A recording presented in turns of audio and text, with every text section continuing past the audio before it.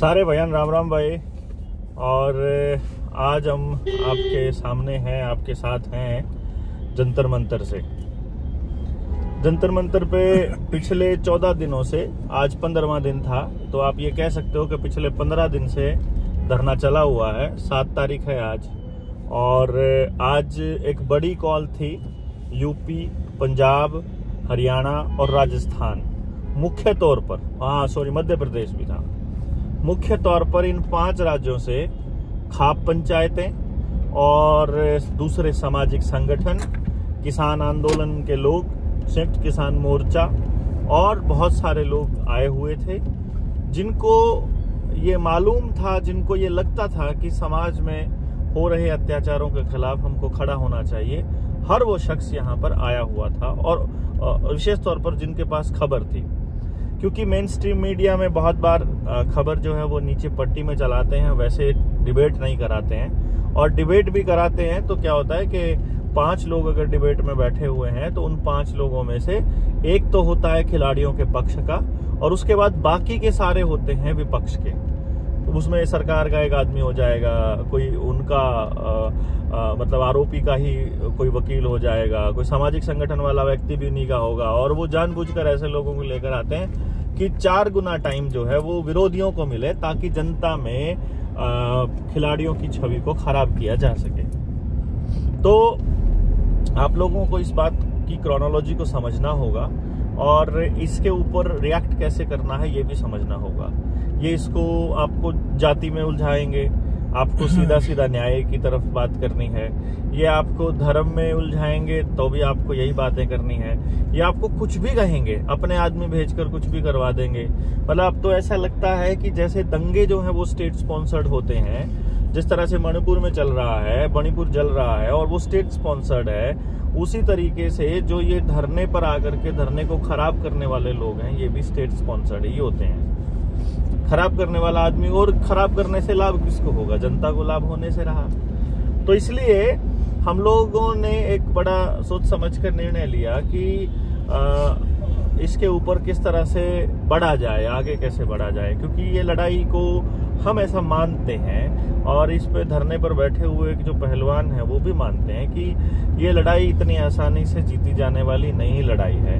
क्योंकि मोदी जी के जो आदर्श हैं, जिनको वो आदर्श मानते हैं, वो जैसे कोई साध्वी थी एक, वो आतंकी जो मतलब बहुत गंदी जबान जिसकी थी, जिसके बारे में कहा था कि मैं उसे माफ नहीं करूंगा। फिर एक बलात्कारी है उन्नाव से सेंगर, फिर एक चिन्मय आनंद है, फिर राम रहीम है, फिर देखो ये सजा याफ्ता है।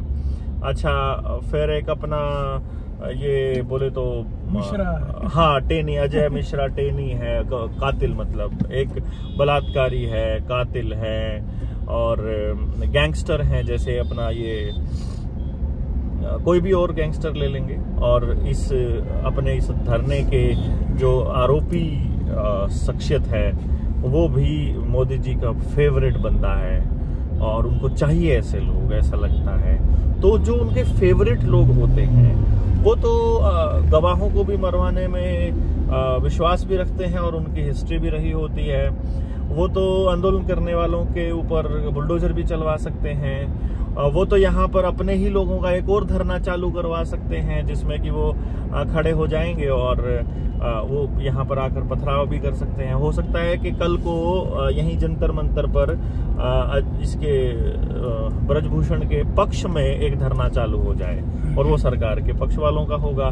तो एक दिन जो है वो अपने आरएसएस वाले और अपने यूपी से गुंडे बुला करके, जिस दिन यहाँ थोड़े लोग होंगे उस दिन झगड़ा शुरुआत होगी वैसे, और पहलवानों के साथ में मतलब वो बदतमीजी करते हैं और पहलवान अपना आपा खो बैठे हैं। तो ये तो चाहते ही हैं कि ऐसा कुछ काम हो जाए, और इनकी तो हिस्ट्री रही है। तो मैं तो एक तरह से ये समझ रहा हूँ कि आंदोलन के लिए जो आज बातचीत हुई उसमें मुझे लगता है कि ये सबको स्पष्ट था कि जब इतने लाखों लोगों को भी अपनी बात मनवाने के लिए 13 महीने तक इंतजार करना पड़ा था, तो ये नीचता के कितने निचले लेवल पर जा सकते हैं अपने जो शीर्ष पदों पर बैठे हैं। कोई आदमखोर है, कोई तड़ीपार है, हम क्या कहें उनको। वो किस लेवल पर जा सकेंगे। अब तो ये एक बड़ा सोचने वाला विषय होगा। अभी मेरे साथ में आपने देखा होगा कॉमनवेल्थ के मेडलिस्ट हैं, भारत के बहुत जाने माने खिलाड़ी, हिंद केसरी और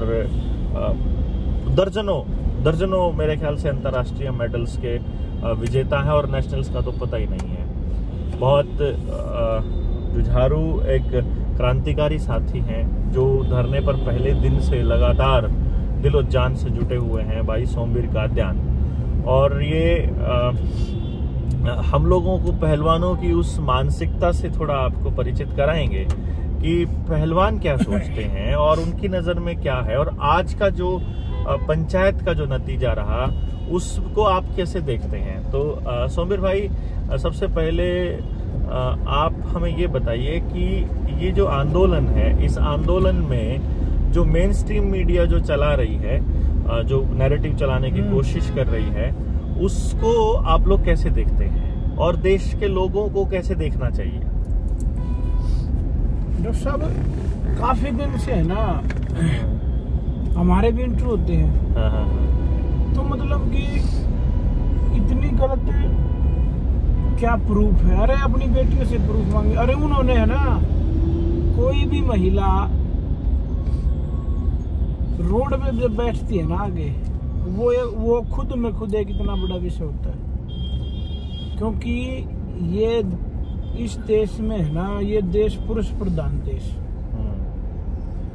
महिलाओं जब घर में भी, डॉक्टर साहब, घर में भी ऐसी कई घटनाएं होती हैं, तो माँ बोलती है बेटी बताना मत किसी को। मैं इसको ऐसे भी देखता हूँ कि जब हम मिले थे विनय से, साक्षी से, और उनसे कुछ लोग आते हैं जो फोटो खिंचाते हैं वहाँ आने के बाद में, और लेकिन हमारा क्या है कि हम लोग वहाँ रह करके काम कर रहे थे, तो हमारा लगातार मिलना जुलना रहा था। तो दिन में हम 10 बार एक दूसरे को क्रॉस बात किया करते थे। तो उसमें हम जो देख रहे थे और जब बातें होती थी, उन बातों से हमें ये साफ दिखाई दे रहा था कि यहाँ बैठा हुआ कोई भी क्रांतिकारी ऐसा नहीं है जो किसी शौक में बैठा हो या किसी मतलब किसी के बहकावे में आकर के बैठा हो। ये दर्द में बैठे हुए लोग थे, और दर्द इस लेवल पर था कि इससे बेहतर मरना ठीक है। और ये मुझे कल की बात मैं आपको बताता हूँ। कल एक मीटिंग के अंदर बजरंग ने एक बात बोली थी कि मैं तो 2 साल और ज्यादा से ज्यादा कुश्ती कर लूंगा, क्या फर्क पड़ता है, मतलब 2 साल 3 साल, और ये मेरी कुश्ती को खराब भी नहीं कर सकते। हम लोगों की जो ये जिस लेवल पर साक्षी है, विनेश है, संगीता है, गीता, या जो बबीता, ये और लोग हैं, बजरंग है, इस लेवल। हाँ, वो तो नेके हैं, वो तो उनको तो टिकट चाहिए आगे बात। हालांकि वो भी जिस लेवल पर है, मेरा कहने का मतलब ये है कि इनको आगे इनका कुछ नहीं बिगाड़ सकता। कोई नहीं बिगाड़ सकता, मेहनत करेंगे तो, है ना? हाँ, इनको अपना पद मिल चुका, इनको प्रतिष्ठा मिल चुकी, इतना सम्मान मिल चुका, घर चलाने के लिए और पैसे के लिए ऐसी कोई दिक्कत इनको आने वाली नहीं है। तो ये यहाँ बैठ करके इनके नुकसान के अलावा इनको कोई लाभ मुझे नहीं नजर आ रहा। क्योंकि अगर सरकार के खिलाफ आप बोल रहे हो, सरकार में बैठा एक बाहुबली आदमी अगर उसका दिमाग फिरता है तो वो क्या मतलब कर सकता है इनके साथ में। मैं उनकी बातचीत में ये आया कि भाई अब हमारा तो सब बर्बाद हो चुका है। अब हम इस लेवल पर आ चुके हैं कि यहाँ बैठे हुए 15 दिन से, और 15 दिन तो ये हैं, पिछले 3 महीने से जो हम बातचीत कर रहे थे, मेरे ख्याल से तो सारे ही साथी जो हैं, ये सारे के सारे कभी इधर चक्कर काट रहे हैं, कभी इधर, जहाँ कभी पीएमओ, कभी ये स्पोर्ट्स डायरेक्टर, कभी थाने के, कभी एफआईआर के लिए, कभी वकीलों के, कभी कोर्ट के। तो इन चक्करों में ना तो प्रैक्टिस हो पा रही है, ना मानसिक शांति मिल रही है। तो मुझे लगता है कि कोई भी व्यक्ति इतने प्रयास जो है ये खाली टाइम पास के लिए तो नहीं करेगा। तो सच में अगर दर्द होगा तो ही ये सब हो पाएगा। हालांकि हमने तो मैं आपसे एक बात पूछता हूँ सोमवीर भाई, कि इस लड़ाई को पहलवानों ने केवल ब्रजभूषण तक सीमित क्यों रखा है, जबकि पूरा देश आपके साथ है। तो क्यों ना ऐसा हो जाए कि जितने भी आरोपी हैं या जितने भी बलात्कार के कहीं केस दर्ज हैं या सेक्सुअल हरासमेंट के जहां केसेस हैं, उन सबके केसेस को हम जंतर मंतर पर लेकर के, आपका इसमें क्या विचार है और धरने पर बैठे लोगों का क्या इसमें रुझान है? ये डॉक्टर साहब जो आपने बात बताई ना, ये बहुत जरूरी है। और मैं तो ये मानता हूँ कि जो भी ये घटना हुई, क्योंकि अब तगड़ा है कोई भी, उसको क्या बोलते हैं, पहलवान साइड हुई है, पहलवान बोलते हैं उनको। तो मैं तो ये मानता हूँ कि ये परमेश्वर की कृपा है या कुछ है, ये जो मेन जिम्मेदारी थी वो पहलवानों को ही दे दी कि भाई तुम सबसे तगड़े हो, तुम ही इस चीज को कर सकते हो। और आप यकीन मानिए डॉक्टर साहब, ये भी पूरे भारत के इंडिया लेवल तक ये मुद्दा उठेगा।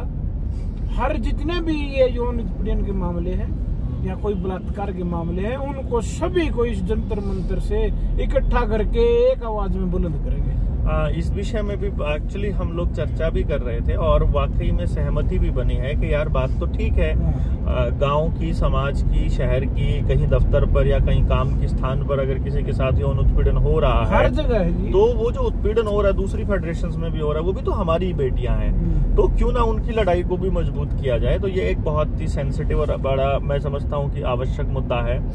और दूसरी बात पहलवान जी की, जो आज जो हुआ इसमें पंचायत में, तो उसमें क्या क्या प्रकरण हुआ उसको थोड़ा एक्सप्लेन कीजिए बाकी लोगों। आज पंचायत में यही फैसला हुआ है। आज तो इतना, मैं तो ये मानता हूँ, आज तो कुछ ज्यादा किया नहीं। अभी तो सरकार को ही समय दे दिया। अभी तो सरकार को ही मोहलत दे दी कि अभी आप और 15 दिन लीजिए और अपना जो भी गिरफ्तारी का है, बयानों का है, वो प्रकरण अपना पूरा कीजिए। लेकिन उसके बाद अगर आप उसके बाद तक कार्रवाई नहीं करते हैं कोई भी, तो फिर कोई हम बहुत बड़े फैसले की तरफ आगे बढ़ने वाले हैं। ये सरकार को समझ जाना चाहिए। ऐसा ही नहीं माने कि इनको आंदोलन करने नहीं आते। जब जिसके ऊपर जो भी पड़ती है ना, वो सब कुछ सीख जाता है। तो एक ही बात तो समझनी है बस, कि जब तक हम लोग जीतेंगे नहीं तब तक हम यहाँ से कहीं जाएंगे, बस इतनी सी बात है। और इसमें क्या फालतू, कितना जन समर्थन, आज कितना जन समर्थन था, बॉर्डरों पे इतने हजार लोग रोके, फिर भी कई हजार लोग यहाँ जंतर मंतर पे आए। और ये तो तब था जब केवल प्रतिनिधियों को ही कॉल दी गई थी। उसमें आम जनता को ये कहा गया था कि अभी आप लोगों का अपने गांव में रह करके आप वहां पर कोई कार्यक्रम आप कर सकते हैं, अपने गांव में बलात्कारियों की सोच रखने वाली पार्टी के लोगों का विरोध कर सकते हो, उनको उनका हुक्का पानी, जैसे खटखट टोल ने किया। खटखट टोल ने क्या किया कि उस खटखट टोल कमेटी के अंतर्गत आने वाले 104 गांव में भाजपा के जो भी नेता हैं, उसके पदाधिकारी हैं, विधायक, सांसदों का हुक्का पानी बंद कर दिया। तो 104 गांव में वो घुस ही नहीं सकते। तो ऐसा कोई कार्यक्रम आप कर सकते हैं। मकड़ोली टोल फ्री हुआ बड़ा है, खटखट टोल भी फ्री है, मैयर टोल भी फ्री है, और भी हरियाणा के टोल भी फ्री होने वाले हैं बहुत जल्दी। मुझे लगता है कि देश में आक्रोश है, देश के लोगों में गुस्सा है, और वो लोग इंतजार कर रहे हैं कि पहलवान यहाँ से कोई बड़ी कॉल दें और फिर उसके बाद हम लोग बड़े लेवल पर जाएं। अंतर्राष्ट्रीय स्तर पर भी देश की बहुत बड़ी किरकिरी हो रही है, और मैं समझता हूँ कि इसमें बहुत जल्दी सरकार के ऊपर प्रेशर पड़ने वाला है। आप समझ सकते हैं कि यदि देश का गौरव बढ़ाने वाले उन लोगों के साथ ऐसा हो सकता है, जिन लोगों की ख्याति इतनी है कि जिनको लाखों लोग जानते हैं, जो अपनी प्रभाव का इस्तेमाल करके लोगों को भी बुला सकते हैं, उनके साथ अगर इतनी ज्यादती हो सकती है, तो सोचो जब आपकी बेटी, आपके बच्चे जाएंगे। और अभी तो बेटी नहीं भाई साहब, बच्चों के साथ सेक्स करने को लीगल एक मतलब वो आधार देने वाले हैं। जैसे कि भाजपा की सरकार में एक बहुत शानदार निर्णय हुआ था कि धारा 377 ये लागू हुई थी, है ना। 370 तो कश्मीर वाली है, 377 थी, समलैंगिक संबंध बनाने को कानूनी मान्यता मिल गई थी। मतलब अब आप किसी के साथ में अगर लड़का लड़के के साथ सेक्स करता है तो अब वो अमान्य, अब वो कानून गैर कानूनी नहीं है। समझ गए आप? यानी कि इन्होंने समलैंगिकता को कानूनी वैध बना दिया। अभी ये ट्राई कर रहे हैं बच्चों के साथ सेक्स करने को भी कानूनी वैध बना दिया जाए, तो आपको कितना अच्छा लगेगा, आपके बच्चों के लिए हो जाए। इन्होंने 16 साल की उम्र पहले ही लड़की की शादी के लिए मुकर्रर नहीं की, 18 से इन्होंने 21 कर दी, लेकिन वो लिव इन रिलेशनशिप में 16 में रह सकती है। और साथ में फिर आपके बच्चों के मोबाइल पे अश्लील वीडियोस डालना शुरू कर देते हैं। यानी आपके बच्चों के करियर को बर्बाद करने का ये पूरा इंतजाम करे बैठे हैं। मोबाइल उनके हाथ में दे दिया है। नशा की तस्करी जो है वो अडानी के पोर्ट से हो रही है लगातार, पहले पकड़ी भी गई थी 26,000 करोड़ की ड्रग्स। तो वो सब आपके बच्चों की अगली पीढ़ी को बर्बाद करने के लिए चल रहा है। और ये केवल एक फेडरेशन की कहानी नहीं है, आप समझिए, ये तो कुश्ती के पहलवानों को तो इसकी अगुवाई करने का मौका मिल गया। ये एक ऐसा इंसिडेंट आया, हम लोग ऐसा समझते हैं कि सारी फेडरेशंस में यही हाल है, क्योंकि आप यूनिवर्सिटीज में जाएंगे तो हर यूनिवर्सिटी के वाइस चांसलर को इन्होंने ऐसा वाइस चांसलर ढूंढा जिससे निकम्मा आदमी ना मिले, क्योंकि यदि आप किसी संस्थान को खत्म करना चाहते हो तो उसको निकम्मे आदमी को बागडोर संभाल दो, तो वो संस्थान अपने आप खत्म हो जाएगा। कुश्ती पहले ही कॉमनवेल्थ गेम से निकाली जा चुकी है, और कुश्ती अब आने वाले टाइम में जब यही हालात रहते हैं तो हो सकता है कि इंडियन ओलंपिक एसोसिएशन, जो इंटरनेशनल जो वर्ल्ड ओलंपिक एसोसिएशन बोलते हैं उसको, या इंटरनेशनल यूनाइटेड जो वर्ल्ड रेसलिंग जो है UWW, अगर वो जो संघ है वो नहीं, सिर्फ इसकी नहीं, मैं तो बाकी गेमों की भी बात कर रहा हूँ, इसको तो वो लोग निकाल ही देंगे अगर मान लो उससे, तो फिर ओलंपिक से भी निकल जाएगी, फिर अपना वर्ल्ड ओलंपिक एसोसिएशन ना, मैं वही बोल रहा था। तो ये फेडरेशन भी खत्म, फिर वो भी, तो फिर कॉमनवेल्थ भी करवाते रहना, फिर वो भी कुछ नहीं होगा, फिर ना इस देश का बच्चा कहीं बाहर खेलने के लिए जाएगा, ना वहां से कोई आएगा। तो मैं ये समझता हूँ, इस चीज को आप भी समझिए कि ये एक फेडरेशन का खेल नहीं है, ये एक वर्क प्लेस का काम नहीं है, ये जो है ये मतलब तमाम जगह पर इसी तरह के हालात हैं, और इन हालातों से लड़ने के लिए हमको ऐसे उदाहरण पेश करने पड़ेंगे कि यदि कोई बेटी आवाज उठाए तो समाज उसके साथ खड़ा होगा।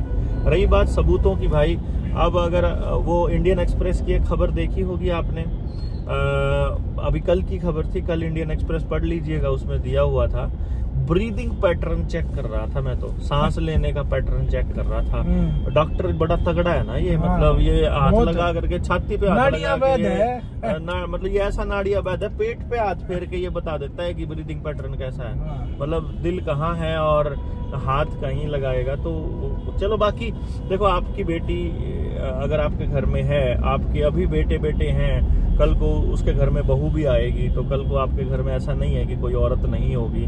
औरतों के बिना तो घर ही नहीं बनता है। आपकी माँ हो सकती है, आपकी बहन हो सकती है, आपकी बीवी हो सकती है, पुत्रवधू हो सकती है, तो उनके साथ भी ऐसा हो सकता है। और अगर उनको ये पता लगे कि मेरे माँ बाप या मेरे घर वाले ऐसे लड़कियों के साथ खड़े होंगे जब कभी ऐसी इंसिडेंट आएगी और वो हमको बदनाम नहीं करेंगे, तो वो भी कल को आवाज उठाएंगे और आप इस कलंक से मुक्ति दिला सकते हैं अपने परिवार की लड़कियों को, अपने परिवार की महिलाओं को। तो आपके पास एक मौका है कि आप जंतर मंतर पर नहीं आ सकते, कोई बात नहीं, आप अपनी जगह पर जहां है वहां पर इन लोगों का समर्थन कीजिए। जो आईटी सेल है भाजपा का और खासतौर पे सरकार का, तो उसमें आईटी सेल में मैं आपको बता दूं, मेन स्ट्रीम मीडिया भी भाजपा की ही आईटी सेल है। तो जो आईटी सेल है वो ऑलरेडी जो है इन्हीं के लिए काम कर रही है। तो उस आईटी सेल को जवाब देना आप ही को पड़ेगा। इन लोगों के पास तो मेरे ख्याल से कोई आईटी सेल भी नहीं है और इनको तो तजुर्बे भी नहीं है आंदोलन लड़ने के। ये तो बस है वही अपनी जिद में बैठे हैं। नहीं, देखो, मैं एक पहलवान की मैं एक थोड़ी सी बात बताता हूँ आपको। फोकस क्या होता है? बस मेहनत करना, खाना, रेस्ट करना, यही काम है। और अपने जो मेडल के लिए वो देखते हैं ना, जो सपना कि मैं दुनिया में नाम रोशन करूंगा हमारे देश का, उसके लिए ही काम करते रहते हैं। उनको ना तो कोई राजनीति से मतलब है। आपने जो ये बॉलीवुड टॉलीवुड है, इन्होंने बड़ा अच्छा इस्तेमाल किया पहलवानों का। फिल्म बनाई, पहलवानों को करोड़ों रुपए कमा गए उससे, दिए, और अब एक मुंह से एक जुबान तक निकली उनकी। देखिए ना आप, मतलब पैसा कमाना तो पहलवानों की स्टोरी उठा लो, उन्होंने कितना संघर्ष करके क्या किया। और अब जब बोलने की बारी है तो कोई किसी ने आवाज उठाई? एक भी नहीं बोला, एक भी। ये मैं आपको सोमिर भाई की बात को थोड़ा बड़ा करते हुए एक बात बता रहा हूँ आपको कि मैं रहा हूँ पहलवानों के साथ और सोमिर भाई के साथ हमारा कई बार उठना बैठना रहता है, क्योंकि जनता सरकार मोर्चा में हम लोग साथ में समाज के संघर्ष की लड़ाई लड़ रहे थे। तो उस दौरान भी मैं कई बार अखाड़े में सोमिर भाई के पास रुका हूँ। तो उसमें एक क्या रहता है कि ये सुबह उठ जाते हैं, हम लोग तो तब तक उठे भी नहीं होते थे, चाहे हम रात को 2 बजे आए हैं कहीं से, चाहे हम 3 बजे आए हैं, हम तो ये बहाना करके कि हम तो लेट सोए थे, हम सोते रहते हैं। लेकिन ये लोग सुबह अपने टाइम पर उठते हैं, कोई 4:30 बजे उठ रहा है, कोई 4 बजे उठ रहा है, कोई 5 बजे, जिसका जैसा शेड्यूल बना हुआ है कि किसकी क्लास कितने बजे है। उठते ही ये अपने शरीर को एक्सरसाइज करना शुरू करते हैं।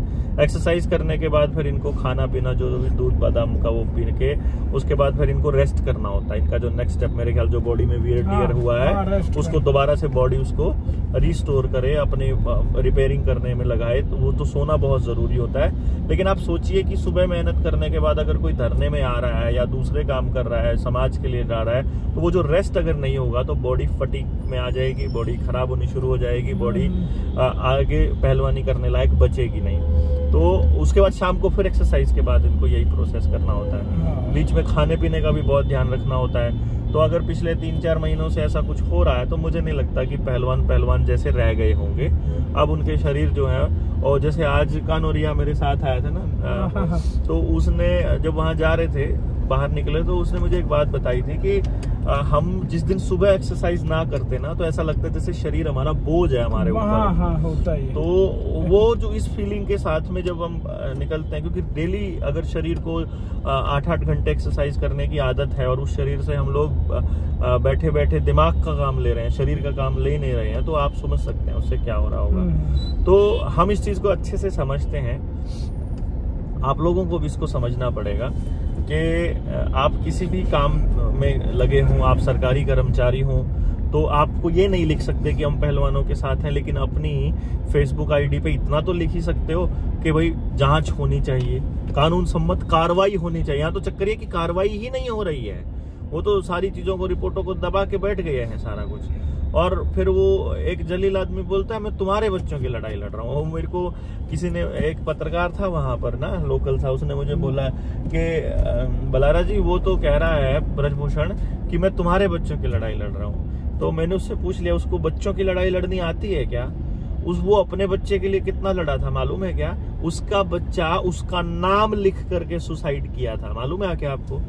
उसको कसूरवार अपने जो सुसाइड नोट में लिख करके गया था कि मेरी मौत का जिम्मेदार मेरा बाप है, क्योंकि इसकी ऐसी करतूत है जिनसे दुखी होकर के मैं ये काम कर रहा हूँ। तो आप समझ सकते हैं कि जो इज्जत वाला बच्चा होगा उसके साथ क्या बीतती होगी जिसको पता चले कि उसका बाप ऐसा है।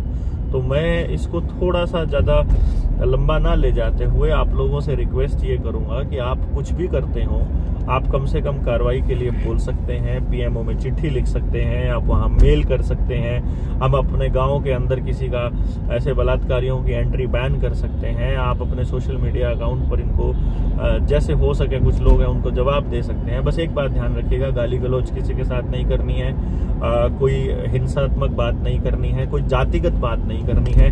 ये अगर आप आकर के देखेंगे, हम लोग कुछ लोगों ने हम लोगों को सलाह दी बैठ करके, हम जब बात कर रहे थे मीटिंग में तो उन्होंने कहा कि मीडिया में इस वाहियात आदमी के बयान आ रहे हैं और दूसरे की, और बाकी जो सोशल मीडिया है बीजेपी का, वो ये प्रचारित कर रहा है कि ये तो ना सिर्फ जाटों की लड़ाई है। तो एक बीच में एक साथ में कहने लगा कि एक काम करते हैं, कल को सारी लड़कियों की जाति बता देते हैं, सबको पता चलेगा कि जाट तो 2-4 ही हैं, बाकी तो दूसरी कास्ट की हैं और हरियाणा से बाहर की लड़कियां हैं।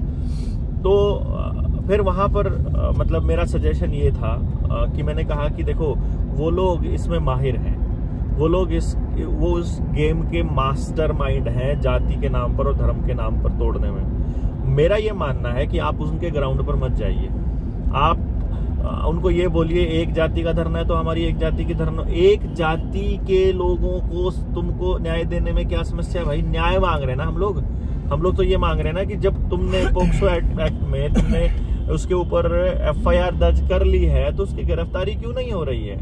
क्योंकि वो सांसद है। मतलब सांसद की सांसद को बचाने के लिए आप लोगों ने ये किया। इसका मतलब है कि जो सत्ता में बैठे हुए लोग हैं वो खुद को बचाने के लिए कि हम कुछ भी कर लेंगे, हम लोगों को गिरफ्तार करने के लिए इनको ये कानूनी प्रक्रिया करनी पड़ेगी, इतनी कानूनी प्रक्रिया में हम उनको तोड़ने का, इनको जोड़ने का, इनको साथ सेटलमेंट करने का जुगाड़ ढूंढ लेंगे, इसलिए किया था क्या? ये आप लोगों को समझना पड़ेगा कि ये इस जाल में आप ना फंसे, इनके इस चक्कर में ना फंसे। ये किसी का भी धरना हो, ये आपकी बेटियों का धरना है, ये आपके बच्चों का धरना है। इससे ये धरना आपको एक ऊर्जा देता है। जैसे कई लोग ये कहते हैं, कई साथियों ने ये कहा, किसान आंदोलन के बारे में कई लोगों का ये कहना होता है कि किसान आंदोलन से क्या निकला। तो मैंने उनको 2-4 बातें बताई। किसान आंदोलन से हमारे पंजाब और हरियाणा का जो भाईचारा बढ़ा, उसकी कोई मिसाल नहीं। अब देश के लोगों को, समाज के लोगों को और इन दोनों प्रदेश के लोगों को भी पता चल गया कि जो SY वाला मुद्दा था वो लोगों का मुद्दा नहीं है, वो तो पॉलिटिशियंस अपने लिए इस्तेमाल करते थे। जो दूसरे मुद्दे थे पंजाब हरियाणा के, वो भी मुद्दे वो नहीं थे जिनके लिए उनको लड़ाया जाता था। तो अब उनको पता चल गया, अब रिश्ते होने लगे आपस में। दूसरे उसकी अचीवमेंट ये हुई कि लॉकडाउन को तोड़ने के लिए जो ये आपको पता चल गया ना कि WHO ने उस बीमारी को अभी बोल दिया कि ये पेंडेमिक नहीं था, तो नॉर्मल फ्लू है, तो ये है ना। तो ये इसको फ्लू साबित कराने में सबसे बड़ा जो योगदान है वो किसान आंदोलन का ही है। अगर किसान आंदोलन नहीं होता, हम जैसे लोगों अगर किसान आंदोलन में शामिल नहीं होते, हमारी हिम्मत ही नहीं होती कि हम सड़क पर उतरकर इसका विरोध कर सकते थे। हम जैसे लोगों को बोलना सिखाया बड़े स्तर पर कि हमारे को एक ऊर्जा दी, हमको जो ताकत का एहसास कराया कि हमारे साथ इतने सारे किसान बैठे हुए हैं, वो सिर्फ किसान आंदोलन की बदौलत ही था। और आज जो हम धरने पर, जंतर मंतर पर बैठे हैं, इन्हीं किसानों की बदौलत बैठे हैं। हमको मालूम है कि हमारा समाज के लोग हमारे साथ खड़े होंगे, तो समाज को साथ लाने का काम उसने किया। तो आज दोबारा से फिर से ये जो पहलवानों का धरना है, ये आपके बच्चों को ऊर्जा देने वाला है, ये आपके बच्चों को सिखाने वाला है कि खड़ा कैसे हुआ जाता है। आप अपने बच्चों को लेकर आइए यहाँ पर धरने पर, उनको दिखाइए कि ये 15 दिन से तो अभी बैठे हुए हैं और अभी मुझे ऐसा लगता है कि जब तक ब्रजभूषण का जेल में कोठी तैयार नहीं हो जाती, अंदर बेड वगैरह सही अच्छे से नहीं लग जाते, कैमरा और मालिश वाले नहीं पहुंच जाते, तब तक उसकी गिरफ्तारी नहीं होने वाली है। जब सरकार जो है, जो इसका साथी है, जो इससे बड़ा वाला गुंडा है, कोई तड़ीपार है, वो अब इसके लिए पूरे इंतजाम कर देगा, उसके बाद इसके गिरफ्तारी होगी। तो उसकी गिरफ्तारी होने तक आप अपने बच्चों को दिखा सकते हैं कि देखो, व्यक्ति किसी भी पोजीशन पर पहुंच जाए, उसको समाज की लड़ाई लड़ने के लिए हमेशा आगे आना ही चाहिए। तो आप लोगों से भी गुजारिश है, आप भी आइए, अपने लोगों, अपने बच्चों को बताइए। और क्या आपको क्या लगता है सोमिर भाई, ये आंदोलन जो है और कितना बड़ा रूप धारण करने वाला है? मुझे तो ऐसा लगता है कि बहुत बड़ा विकराल यही बात है डॉक्टर साहब। ये आंदोलन इतना बड़ा आंदोलन होने वाला है, ये मैं ये मानता हूँ कि ये दोबारा से वो महाभारत 2.0 चलेगा। यहाँ से पूर्ण व्यवस्था परिवर्तन का अभियान भी यहीं से शुरू होने वाला है और आप साक्षी बनेंगे इसको देखने के लिए। लेकिन इस धर्म युद्ध में अपनी उपस्थिति देना वो आपका कर्म है। हाँ, ये बात ध्यान रखिएगा, क्योंकि जो तटस्थ होंगे समय उनका भी वो गुनाह लिखेगा। ये बात आपको याद रखनी चाहिए कि आपको इस मौके पर अपनी साइड जरूर तय कर लें। यदि आप चुप हैं तो आप बलात्कारी के साथ हैं, आप उस यौन उत्पीड़न करने वाले के साथ हैं। यदि अगर आप चुप नहीं हैं तो फिर आपने अपनी साइड स्पष्ट कर ही दी है, तो अपनी साइड जरूर स्पष्ट कर दीजिएगा। और आपकी साइड कौन सी होगी ये तय करेगा आपका बोलना या ना बोलना। बोलने पर अपने आप तय हो जाएगी और नहीं बोलेंगे तो आप उन्हीं की तरफ हैं। क्योंकि यहाँ जो पीड़ित है वो न्याय मांग रहा है, वो ये नहीं कह रहा है कि मुझे पैसा चाहिए, धन दौलत चाहिए, कोई नौकरी चाहिए, कोई और बात चाहिए। वो ये कह रहा है कि ये मेरी बात नहीं है, ये इतनी सारी लड़कियां हैं जो निकल के आई हैं। अरे भाई, निकल के आना ही मैं समझता हूँ बड़ी बात है, इतने बड़े आदमी के खिलाफ, मतलब डॉक्टर साहब, इतने बड़े गुंडे के खिलाफ। मतलब हर फेडरेशन की तो बात ही छोड़ो, ये तो खिलाड़ी हो गए।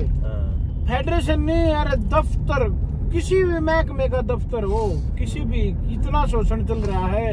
लेकिन जानता हर आदमी है, हर आदमी जानता है, लेकिन आवाज नहीं उठा रहा था अब तक। अब आवाज उठी है तो आप साथ आइए, तभी इस लड़ाई को बहुत बड़े स्तर पर ले जा सकते हैं। और जो ये ऐसे शोषण करने वाले जितने भी दरिंदे हैं, इनकी जड़ों को उखाड़ के फेंकने का काम सभी मिलके करेंगे तो ही होगा, नहीं तो आने वाले भविष्य में अपनी बहन बेटियों की इज्जत की आप सिक्योरिटी की सोचना भी मत कि आप कर भी सकते हैं, कल्पना भी मत कीजिएगा, क्योंकि उसके लिए ये लोग लेकर आ रहे हैं, ट्रीटी लेकर आ रहे हैं, पेंडेमिक ट्रीटी।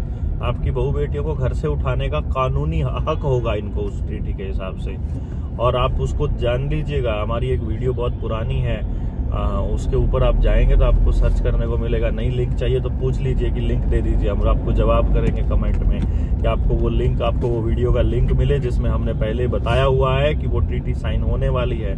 यूके में वहाँ के एक सांसद ने संसद में बोला है ये बात। बाकी आप समझदार हैं, जैसा निर्णय लेंगे। हम लोग तो अपने काम में लगे हुए हैं, आप भी लगे रहिए। धन्यवाद, बहुत बहुत शुक्रिया।